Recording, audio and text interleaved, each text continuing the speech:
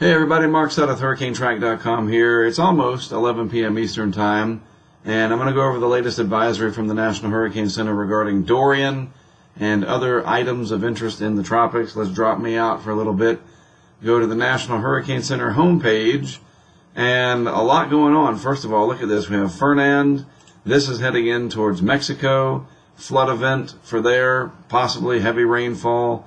Those hazards, of course, are important. And it's another named storm, short-lived, close to the coast, but a big rainmaker for this portion of Mexico. We have Dorian, which we'll get to in a moment. This system trying to crank up, and I think it still is going to manage to do so up here. And everything, all this traffic's going to go by together in the next couple of days. You'll see that how that works out in the modeling. All this is going to lift up to the north and east over time. Clear the pattern out, build the high-pressure ridge back over the Atlantic. This will probably steer out, but then there's more coming from behind that. That is Tropical Depression number 8, moving right along on the list. And then there's something still, hasn't even come off of Africa yet, and yet it has a 70% chance of development. The hurricane season is going to be busy. We thought that it might be, and it looks like it is going to, in fact, do so.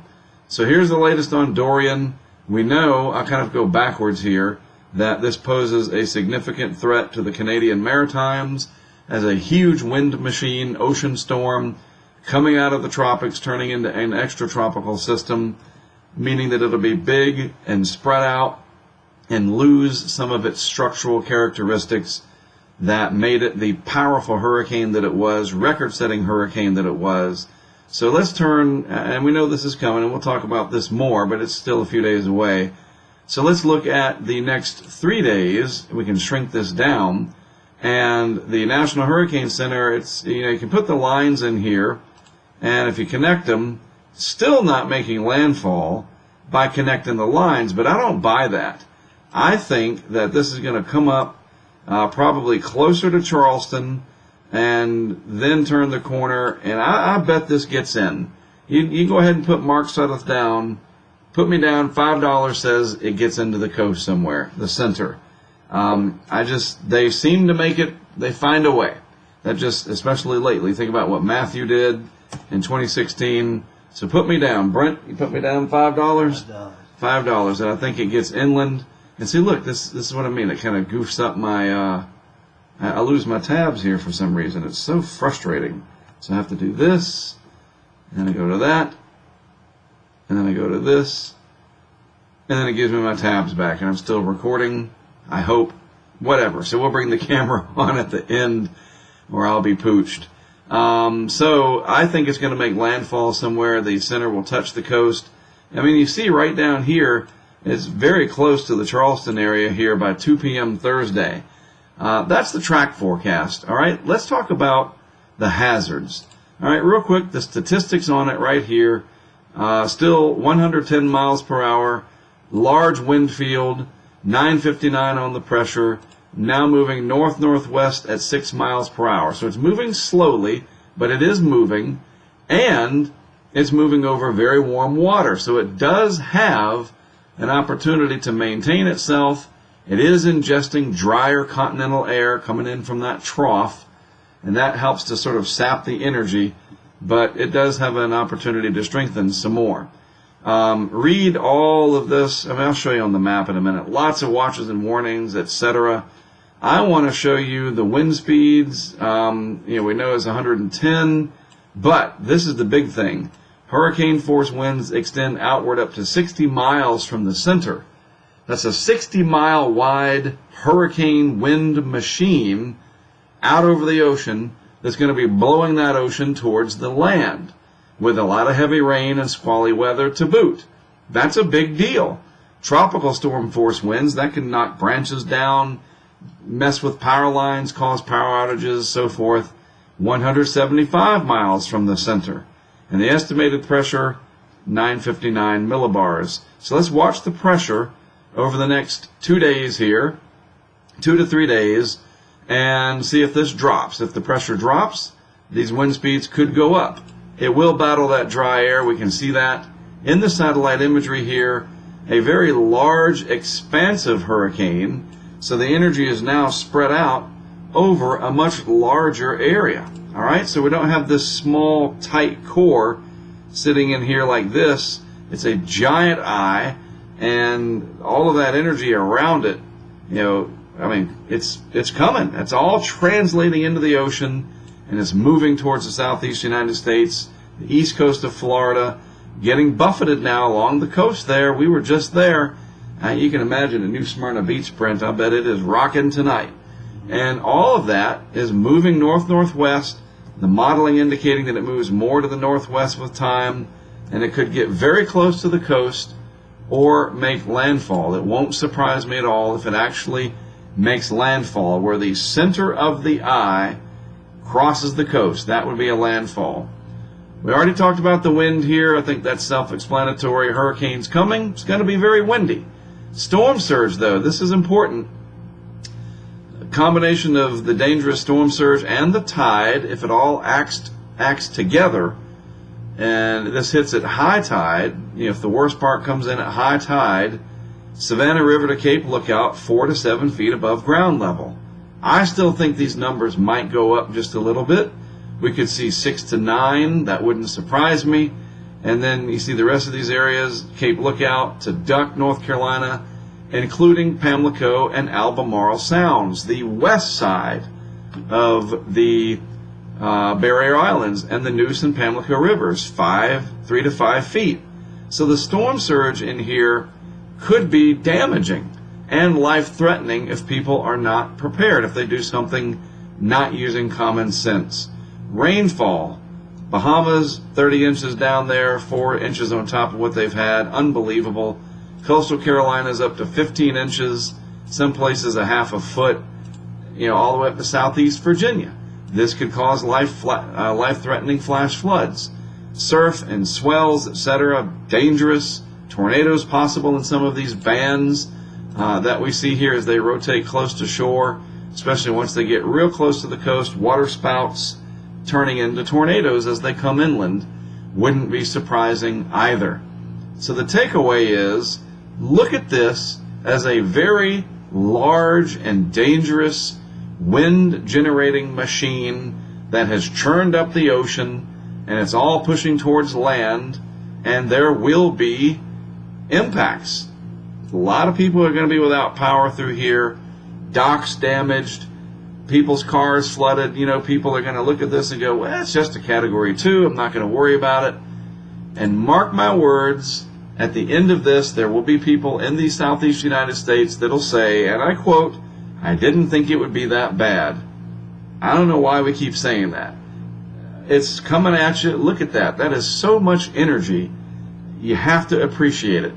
So you've heard it, be ready. I don't know what else to tell you. So let me just show you some of the modeling here. You just run out of words sometimes, and maybe that's a good thing. It's dangerous. It's coming your way. I've said this before. I do one analogy. Nobody ever says, I was bitten by a rattlesnake, but it was just a little one. It's still a rattlesnake, and it bit you. It's bad. And I don't totally understand how venomous reptiles work, but I would assume that being bitten by a little rattlesnake versus one that's 7 feet long is still bad. The bigger one has more venom, etc. And that's my analogy. Man, a rattlesnake's a rattlesnake. You're not going to come up on one, and it's 3 feet long and whatever diameter, and go, oh, hey, Brent, look at that rattlesnake. Hey, I'm not getting near that. Well, it's just a little one. It's not like that big one that's over there. Honestly, you wouldn't mess with it. So you don't mess with these hurricanes, especially when it's pretty well organized overall. It's not some lopsided, late season hurricane. Not that you would take those any lighter either, but just please heed this is not hyped up. It's going to cause a lot of problems. You'll see, and we're going to show you. All right, H-Wharf model, Hurricane Weather Research Forecast model, 10-meter wind, that's what we're looking at, 10 meters in the air, 35 feet up. This is initialized from 18Z this afternoon. This is valid 8 o'clock tonight. You see the wind field right there. This is the east coast of Florida. Over here, Cape Canaveral. And this is centered on the center of the storm. And so if we put this into motion, one frame at a time, watch how everything gets closer to the coast. You see it kind of leans in closer to the coast. Georgia there, all three coastal counties in Georgia. Tropical storm force winds howling out of the north and east. Northeast winds blowing into Bluffton and Hilton Head. Storm force winds there, those reds. Where am I talking about? All down here in the South Carolina low country, Savannah. You know, Brunswick at this point in time would have offshore wind over here. But all that onshore flow, all of those little flags in there, these triangles, those are 50 knots and higher. Some of these are close to 100 knots. Close, but no cigar there. Hopefully, 100 knots will be a major hurricane. But this flow is all coming in to the shore. Charleston Harbor right there. You know, Georgetown, Murrells Inlet, directly onshore flow, piling up the water. This is valid overnight, Wednesday into Thursday. This is Thursday around 2 a.m. So tomorrow night, 2 a.m. into Thursday morning. Hurricane force winds are on the coast in this model run right there. Plain as day. Howling, that roaring, tearing sound. And look, down in Savannah, possibly northwest flow there, but nevertheless, think about all those big oak trees down there. I tell you what, Brent, that camera we set up in Bluffton, that could be incredible tomorrow night. Moving on to sunrise and beyond Thursday morning. Look at that.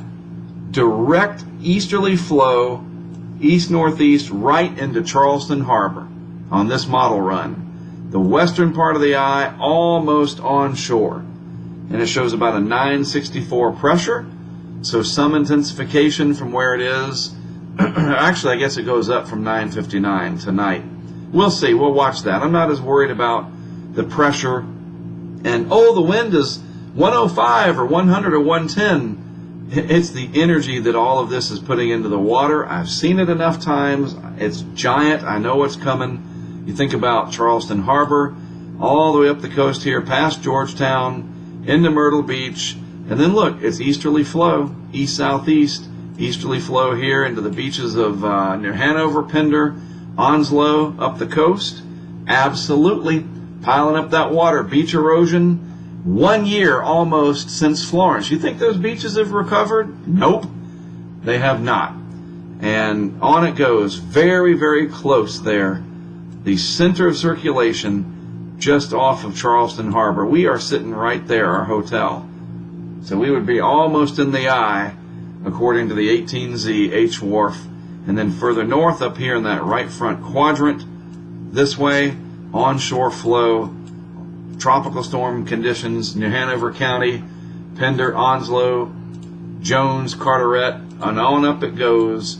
Loses its hurricane force winds according to the H Wharf at this point in time, but that's enough there.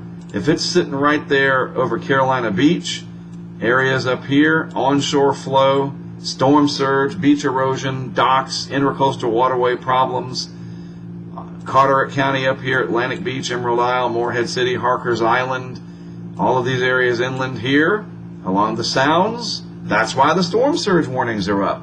So am I convincing you that this is going to be a problem? I hope so, because it is. It's not going to just go away, and it's not going to just come up and all of this energy is 200 miles offshore. We're locked in. This is the end game, as they say, and it's going to be a problem. Is it going to be a major disaster like Fran or Hugo or whatever? Probably not. Very unlikely. But it'll be memorable for this year, for sure. It's what it looks like. Landfall, according to the H Wharf there, in Carteret County, down east North Carolina, across the Sound it goes. Then the northwest flow comes across, pushing the Pamlico Sound across Ocracoke, which is here. Sound side flooding over here, the Albemarle. I mean, if you live out there, you know. And I hope that you understand what's coming. Northeast winds really stiff here into Virginia Beach and Norfolk, coming across parts of the Delmarva. giant wind machine with big problems over a big area. Then it re-energizes as it interacts with the trough, becomes, if it's not a true hurricane at this point, it would be again, and on up it goes, so that by day 5 it gets close to Nova Scotia there. And we'll examine that more down the road. So again, that's what's coming. Be ready for it. Real quick reminder, what I'm doing, HurricaneTrack is the brand. Been around doing this on the website for 20 years. Been studying hurricanes my entire life, it seems. Made it my career for the last 25 years or so. And what we used to do with putting blogs and focusing everything on the website, now with social media and apps and crowdfunding and YouTube and Twitter and all that, all wrapped up into that social media, the website is kind of like the brand. So you go to HurricaneTrack.com and this is what you see. And what I'm doing is I'm posting over here on Patreon, and this is what it looks like. And I can post these exclusive, what are called lens. It's like a little lens or a look into what we're doing. These different posts, like a blog, or what you would see on Twitter. And most of this is available to the public. You know, here's a video that I did from when Brent flew the quadcopter down over Bluffton. See? So I can post all this kind of stuff, and people can comment. It's very similar to a combination of YouTube, Facebook, and Twitter, but I can fund what we're doing by people joining and getting different access levels. And for the $10 access level, you get access to our subscriber site, which is right over here, okay? And so that gives you access to all of this, where the cameras are. You see how that works? All these cameras over here, and yeah, that's where they are. So it's not that we are trying to lock it down to make a ton of money. Where do you think all this equipment got paid for from? Our patrons. And I thank you. They thank you. The scientific community thanks you for doing that. It's been a real help. Hopefully the camera will allow me to finish and I won't freeze everything up. So that's what we're doing. HurricaneTrack.com. You go over to Patreon from there. Most of what I do, it's right there at no cost at all. But if you want to help fund what we're doing, and we got that live chat, people are very excited about it, and we appreciate that a lot. I met Brent. Kind of lean into the shot for just a second. There he is. I met him because of YouTube and then eventually Patreon. That's a true story. And he is one of our higher level patrons that's able to come in and help while he's also funding what we're doing. He's lending a helping hand in person. And he's the guy that put the ratchet strap on the GoPro box in Mexico Beach that delivered that incredible, unbelievable footage from Mexico Beach. All right, let's wrap it up. I'm all finished. We'll get the camera to go bye-bye.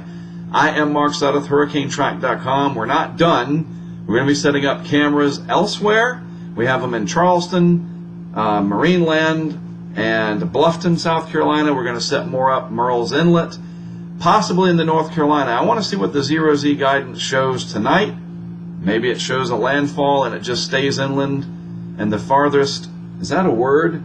The most northern extent up the coast that we would go would be Surf City in that scenario. But basically stay tuned, because I don't know how this all ends just yet. And that's what makes it interesting. Everybody else out there, be ready. Tomorrow in the southeast, it's going to start getting, the conditions will deteriorate starting in the morning and through the afternoon. The east coast of Florida up through Jacksonville tonight, and we'll see what happens. We do have the live, I know I'm trying to sign off here, we do have the live vehicle cam running. That is available on YouTube, and anybody can watch that. No problem at all. Share that with whoever you want. Mark Sudduth, HurricaneTrack.com. Thanks so much for tuning in and supporting what we're doing. Just watching this and talking about it with others helps to support it. We appreciate it. I'll have more coverage for you starting tomorrow.